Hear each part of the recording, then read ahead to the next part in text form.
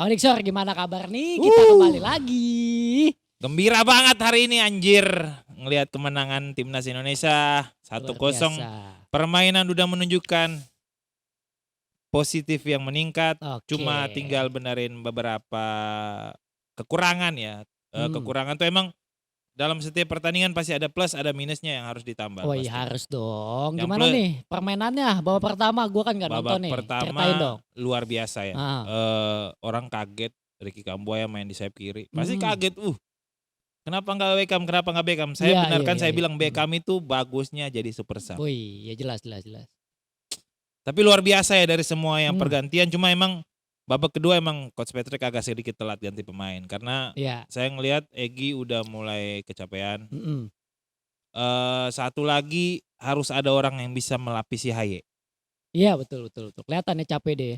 Capek banget.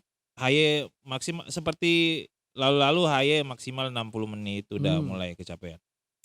Kemarin kredit untuk Joel Pelopesi juga sih. Luar biasa ya. Gelandang box to box. Itu kenapa gue bilang selama gue bilang ada yang bisa backup Haye. Selesai itu musuh-musuh Indonesia. Tapi Ole sama Egy luar biasa ya. Padu banget ya. Padahal baru main sekali gitu kan. Kan mereka udah ketemu berapa kali juga di TC kan. Mungkin Ole enaknya Ole sama mereka yang dari Eropa itu enaknya mereka cepat adaptasi untuk main sama teman-teman yang jarang mereka sama-sama main kan baru berapa bulan sih mereka ketemu. Tapi yang mereka kurang adaptasi sama cuaca kayaknya. Tapi gue tuh yang gue lihat perubahan dari strateginya Patrick memainkan Kambuaya di sisi kiri ya. Itu mengejutkan juga sih bang. Tapi efektif ya Will. Saya bilang apa? Kambuaya itu gelandang yang punya all round. Wih jelas. Gila kelas sampai di posting sama apa? FIFA loh. Mutiara dari Timur. Gila. Akhirnya kata-kata itu muncul lagi. Mutiara dari Timur. Kalau dulu kan ada Boa Salosa ya kan. Sekarang ada Kakak Ricky. Tapi kita kasih kredit juga untuk Yance di sebelah Yakob di kanan. Yakob. Luar biasa Yakob ya. Nanti mungkin bisa kan lawan Jepang ini udah nggak terlalu berpengaruh pada posisi yang untuk lolos ke round 4. Tapi bolehlah didatasi Calvin Verdong dicadangin coba Dan James.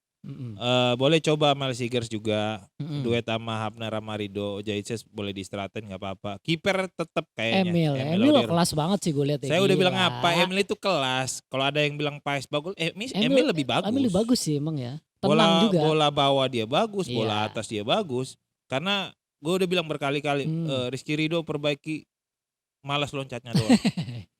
Yang di save berapa kali kan bola Rido. Emang Rido nge-rebound musuh.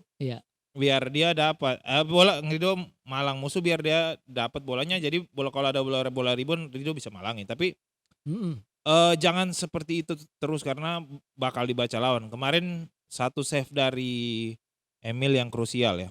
Itu bola-bola susah loh. Dapat bola mantul dari bola rebound dari Cornell. Dia capping sekali lagi dia shooting. Kenceng banget. Kirain saya gol itu saya sempat diam loh. Iya. Ternyata masih bisa ditepis. Wah, great Emil. Tapi Ole Romeni sudah mencetak 3 gol ya. Luar biasa ya dia. Luar biasa. Ole tuh. Puzzle yang emang ditunggu dari dulu seorang striker ya. Tapi kemarin Vano telat masuk. Iya, terlalu menit-menit berapa itu masuk. Harusnya dia ngistirahatin Egy.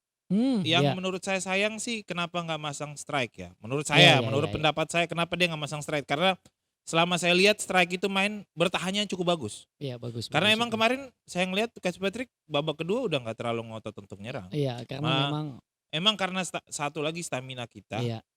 Itu yang di pelatih lama juga gembor-gembor kan emang kurang stamina. Tapi Egy akhirnya bisa nunjukin performa dia. Iya. Itu yang saya mau dari Egy sejak dulu. Lu udah main di Eropa, lu harus tunjuk kelas lu jangan di zona nyaman. Ya kita lihat juga Beckham debut pertamanya luar biasa juga ya, umpan ke Kevin Dix ya hampir ya. Saya udah bilang Beckham itu super sub. Iya, masih muda ya kan. Masih muda, bagus, cari posisinya bagus, nempatin posisi dia di mana ya bagus. Kemarin sempat kita stagnan belum masuknya Beckham karena Ricky udah mulai kecapean. Saya lihat. Begitu Beckham masuk rubah gaya permainan langsung begitu Ricky agak ditarik ke belakang, Beckhamnya ambil sayap kiri, enaknya apa? Beckham ini bisa di kiri, bisa di kanan, sama kayak betul. Malik Rizaldi. Iya. Tapi enaknya Beckham ini dia lebih fleksibel. Menurut saya ngelihat kemarin kalau dia mau egois aja kenapa dia nggak syuting langsung? Iya, sebenarnya bisa langsung syuting gitu ya. Tapi dia pemain muda loh, iya. bisa setenang visi itu. bermainnya ya. Dia masih bisa ngedorong ke kanan. Kevin. Iya. Untung sayang syuting pertama Kevin masih, tapi syuting kedua Kevin agak sedikit melebar. Tapi kita patut apresiasi ya, Patrick Kluivert berani mencoba ya. Iya. Itu benar sih Will, kalau lu nggak berani coba, lu nggak keluar dari zona nyaman, lu nggak bakal tahu hasilnya gimana. Betul. Ada yang bilang kenapa harus coba-coba lawan Cina? Emang harus coba-coba. Dia pasti akan melihat, oh ini gue kurang apa di pertandingan ini. Gue di babak pertama kurang apa, gue di babak pertama. Pasti itu tim analisanya udah kasih tahu, ini kurang ini, kurang ini. Cuma emang kemarin agak sedikit telat. Tengahnya emang masih jauh ya. Oleh seakan-akan selalu main sama pemain sayap. Iya. Haye kurang apa? Suplai bola. Karena emang beda kalau sama Bahrain kemarin kan bola kita jalan banget. Karena emang kemarin Haye lumayan hidup, tapi kemarin emang Haye belum kelihatan ya. Haye cuma sekali 2 kali ngelepasin passing akurat. Tapi 3 back kita ini memang luar biasa ya, mainnya bagus ya, maksudnya disiplin ya. Cuma Rido lebih up lagi. Jangan mau di zona nyamannya dia.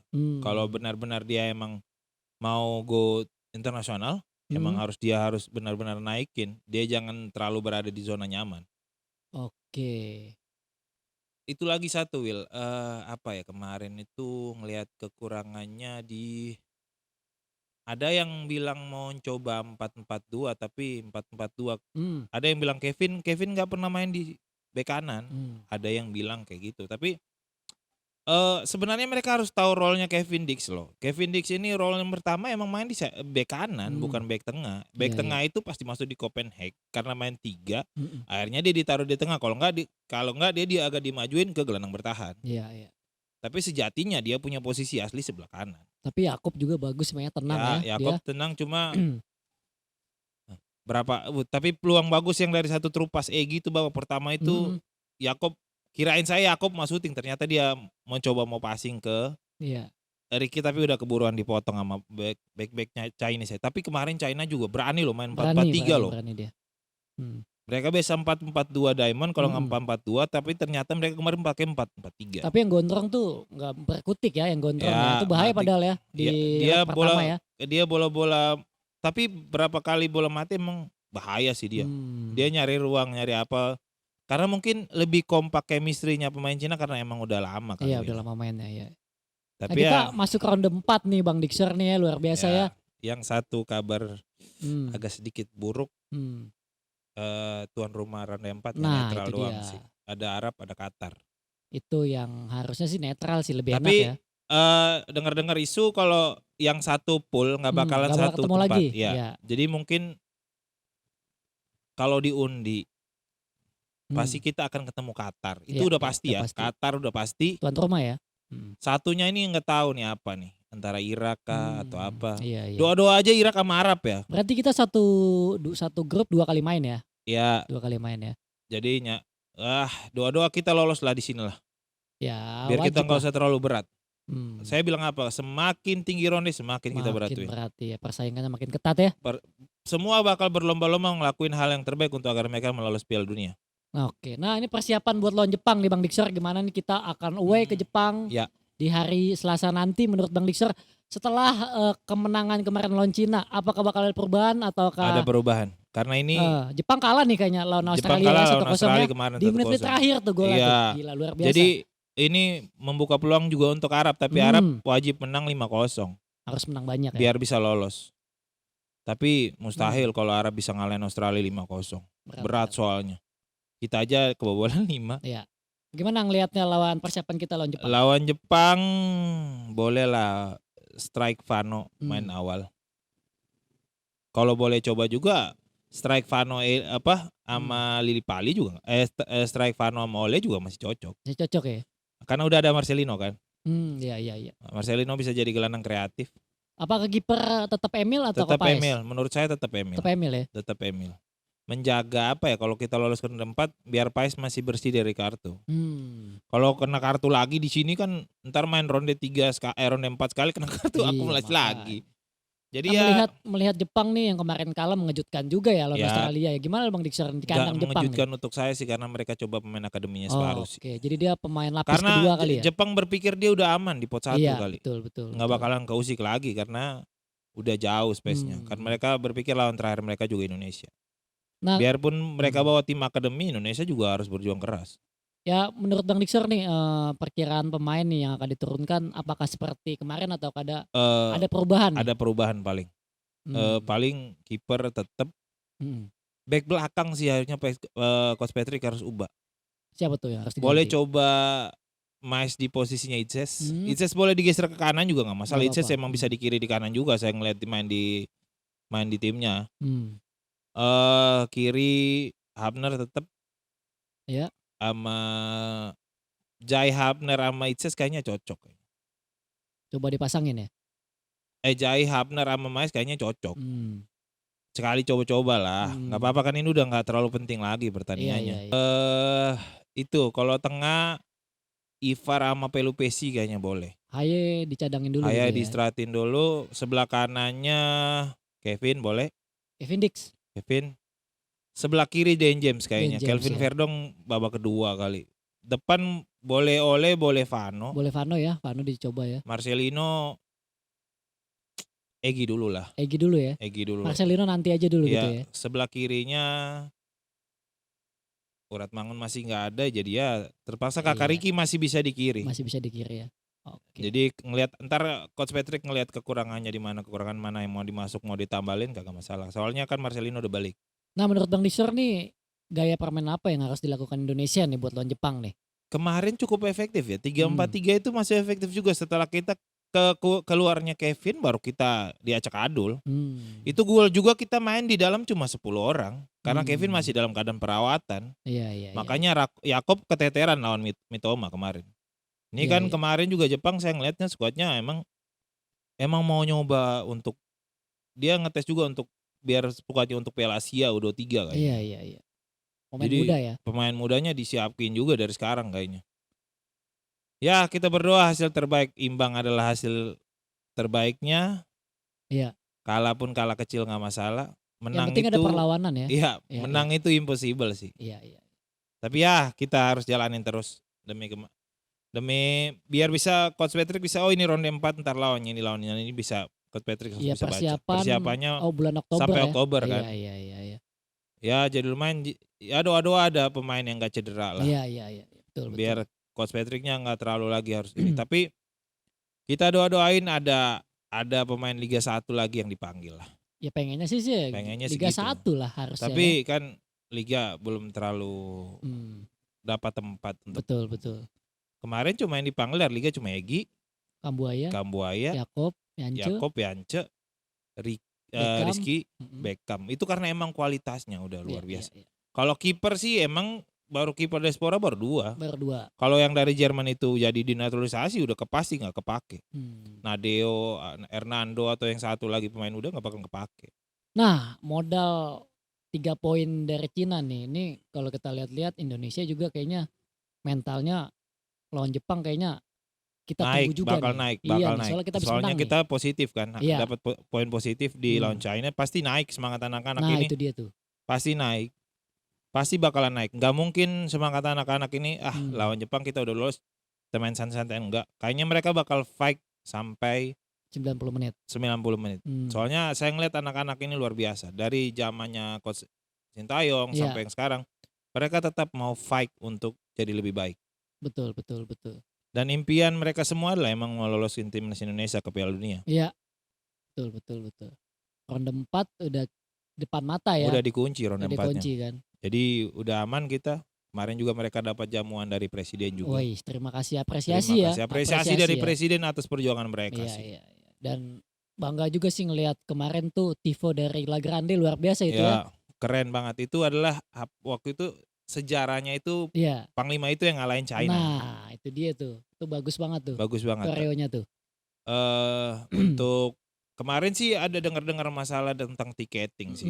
Sedikit masalah tentang tiketing yang ada yang udah beli nggak bisa nonton terus nggak bisa ditransfer ke saudaranya atau apanya. Itu yang jadi masalah.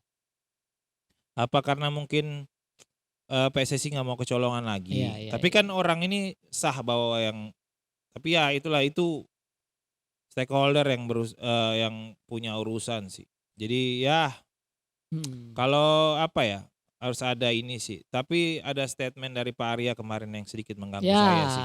seharusnya tidak perlu ya, kita sudah menang Gak ya kan. perlu. Pak Arya itu saya udah bilang ngurus aja federasi, nggak usah ngurus sampai di situ-situnya.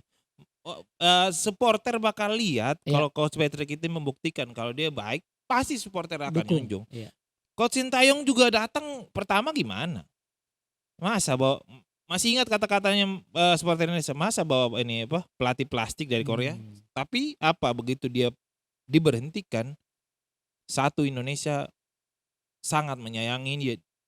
Pelatih yang paling dikenang juga oleh supporter Indonesia Sintayong. Jadi gak usahlah membanding-bandingkan. Ojo dibanding-banding. Iya betul tuh. Maksudnya ya kita semua support ya, maksudnya siapapun pelatihnya gitu kan. Intinya jangan dipecah belah gitu supporter ya. Ya intinya nggak usah dipecah belah lah. Iya. Benahin aja, itu udah dapat dana baru lagi Asprof kok. 500 miliar ya kan. 19 miliar, baginya 500 juta satu per Asprof. 500 miliar itu gede sih. 500 juta. Iya 500 juta maksudnya. Dapatnya 19 M PSSI. 30-an ya berarti 38 Iya sekitar segitu. Sekitar segitu 38 ya, apa 37. Kalau bisa buat pembinaan lah itu dananya ya kan. Ya. Bang Diksar ya. Jadi untuk federasi fokus aja ada Ya kerjaannya. betul. Kita lagi menikmati kemenangan ya nggak usah lah terlalu ini ya Bang Diksar ya. Pak Arya juga terlalu berlebihan lah kalau sampai bahas-bahas kayak gitu. Jangan membuat chaos antara supporter yang cinta timnas nggak usah ngelihat pelatih lama, pelatih baru. Tetap kalau mereka pelatih itu menghasilkan hal positif bakal disayang. Serius. Pasti. Dan itu dibuktikan oleh Coach Patrick ya. Dengan 3 poin langsung lolos round 4. Coach Patrick kalah aja dikritik habis-habisan, tapi situ tetap mereka dukung. Iya, betul. Tetap semua supporter itu bersatu lagi dukung timnas. Iya. Jangan ada kebencian intinya. Jangan ada kebencian. Sepak bola itu menyatukan, saya udah bilang. Betul. Oke, Bang Diksar, mungkin ada kata-kata nih kita habis makan sate gitu, ada kata-kata. Ada satu kata-kata nih. Apa tuh? FIFA pasti heran. Indonesia menang 1-0, besoknya potong kambing se-Indonesia, potong sapi se-Indonesia syukurannya. Enak lagi ya mah gitu. Enak. FIFA pasti kaget, mereka juga menang lawan Cina langsung potong sapi loh. Itu Indonesia, itu enaknya Indonesia, takbiran di lapangan. Iya. Jumat berkah ya. Jumat berkah kemarin. Oke Bang Diksar, terima kasih nih. Nanti kita ketemu lagi ya Bang Diksar. Oke, stay on Pod Soccer TV. Oke.